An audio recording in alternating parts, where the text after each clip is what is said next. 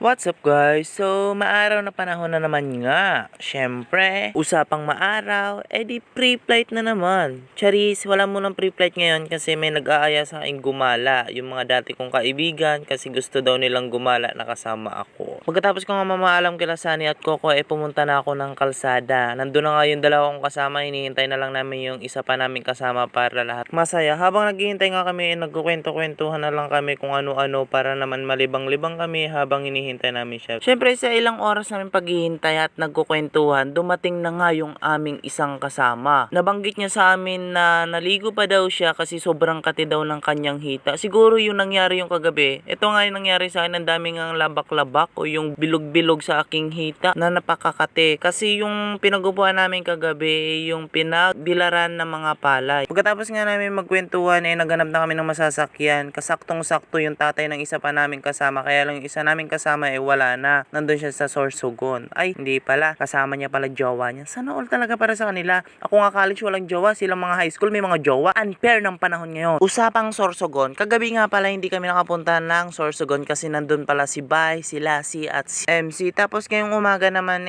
nagkaroon ng paligsahan na DLC. Kaya lang kami, hindi kami nakapunta talaga. Syempre dahil isang millennial kami, nakakahinayang pa rin kasi concert yon at kasiyahan. Hindi talaga kami nakapunta. Sayang. Pero okay lang. Gumala naman kami magkakasamang magbabarkada. Pero nawawala pa yung isa naming kasamang babae. Kasi yung babae, nag-aaral doon sa Sorsogon. Kaya swerte siya kasi nakapanood siya. Habang naglalakad nga ako, nagulat na lang ako nung nag-edit ako nitong aking video. Nakita ko yung kasama kong isa. Meron palang kasamang jowa. Sana all talaga sa kanila. Batang-bata pa sila pero may mga jowa na sila. Ako naman, ewan ko ba kung kailan ako magkakajowa. Bahala na ang panahon kung kailan. Change topic. Baka mamaya sabihin niyo sa akin, napaka-bitter ko. Wala talagang forever para sa inyo. Pero sa akin, meron. Chars, sana all meron. Habang naglalakad-lakad nga ako nakita ko yung ilog na yon. Napakalinis talaga, sobrang linis. Sabi ko maliligo ako doon pero sabi nila sa akin wag daw ako doon maligo kasi naliligo daw yung mga aso. Pero naalala ko, si Keeper at si Sander naligo doon. Hindi naman sila aso. Pero nakakabilib yung dalawang vlogger na yun kasi wala silang pinipili kung madumi man o malinis basta makaligo sila kasi probinsya naman to. Ibig sabihin malinis ang mga tubig dito. When ko kaya makakamit at makakausap yung dalawang vlogger na yun, nakaka-inspire talaga sila kasi syempre from to beginner vlogger hanggang sa naging sikat talaga sila. Pagkatapos nga natin ng usapang inspire, syempre usapang balik kabataan naman tayo. Etong lugar nga, malaki ang alaala kasi dito ako naliligo at tumatambay nung high school pa ako. Hindi ko in-expect na babalikan ko to kasi hindi talaga ako napunta rito simula dumating ako dito sa Bicol. Ngayon lang talaga. Akala ko talaga doon na kami maliligo pero hindi daw kami doon maliligo kasi doon daw sa dulo meron pa daw doon paliguan. Ibang klase talaga dito sa probinsya. Sobrang ganda. Tapos napaka-green talaga ng mga puno, yung tubig napakalinaw. Ito na nga yung sinasabi nila kung saan kami maliligo. Pagdating namin, nagulat talaga ako. Sobrang ganda talaga ng pagka-setup nitong paliguan. Napakaganda, malinaw na ang tubig, mas lalo pang pinaganda ng nature. Kung nature lover ka, ito, swak na swak ito para sa'yo. Kaya naman, inaanyayahan kita, pumunta ka rito sa Bicol Province, dito sa Sorsogon, Municipality of Bulusan. Napakaganda. Wala ka ditong babayaran, basta dito ka maligo pag nature lover ka. Habang tumatawid nga ako sa mini bridge nila, nakita ko yung paagos na tubig. Napakaganda, sulit na sulit. Wala ka nang binayad. Pag may dala ka pang pagkain, walang problema. Dito kayo magpiknik, walang problema. Masusulit nyo talagang kasiyahan na kasama nyo ang kaibigan at pamilya nyo pag dito kayo napunta. Nilapit ko na ang camera ko para makita nyo yung agos ng tubig. At syempre nakita nyo ng kagandahan ng tubig. Susubukan ko na nga kung gaano kalamig or kainit ng tubig. Unang upo pa lang, nakaw, napakalamig ng tubig. Parang binasagan ng yelo sa taas. Pero ayos lang, nakaka-enjoy talaga sobra. Malamig na, kasama mo pa yung kaibigan mo. Ay, sulit, sobra. Kaya lang wala kami nadalang pagkain. Kaya ililigo ko na lang yung gutom ko. Habang sarap na sarap nga ako maligo pero yung kasama kong dalawa, nakaw, hindi pa sila naliligo. Nilalamig pa siguro dahil nalaman nilang napakalamig ng tubig. Kaya naman ako, wala akong pakialam kahit malamig yung tubig. Basta ang nasa isip ko, naliligo ako sa Atlantic Ocean kung saan lumubog yung Titanic. May nakapagsabi nga sa akin, maganda daw ang agos ng tubig sa likod natin. Sinubukan ko syempre. Oo nga, totoo nga. Napakaganda sa likod. Napaka-relaxation niya sobra. Pero habang nagre-relax nga ako, tumayo na lang ako kasi yung isa kong kasama, napakakulit. Tinatakpan niya yung umaagos ng tubig sa likod ko. Kaya naman, dito na lang ako sa taas, dito sa live water na sinasabi nila. Kaya lang sinundan na naman ako ng isa kong kasama. Pag bumuka talaga ng tunay na samahan ng pagkakaibigan, nakaw, di talaga mawawala yung napakakulit na tao. Panoorin nyo kung ano ginagawa sa akin pag ako naliligo na kasama nila.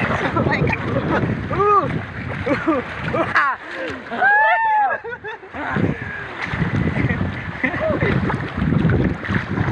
Ano? Kapit. Suko ko si Una. Suko si Una. Salbay, sugso sa Titanic kita ah.